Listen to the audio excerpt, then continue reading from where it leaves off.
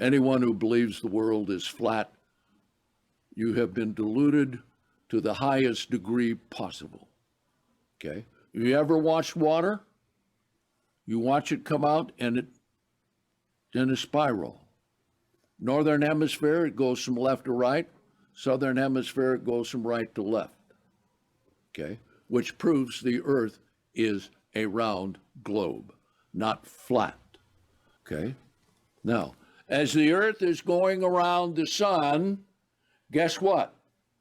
Okay? It's turning, right? And if you take that circuit, it's a spiral, right? At the North Pole, the South Pole, and the tail that goes behind it, see? And all the numerics fit in there. 24 elders sitting around the throne of God, right? 24 courses of the priest, correct? 24 courses of the Levites, 24 courses of the soldiers coming in to guard the temple, okay? 24.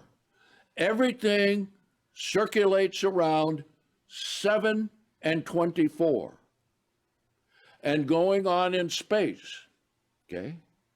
Going on in space, everything goes in a spiral. Now, I'm telling you this so that you understand that God does things and does them in the way that he determines.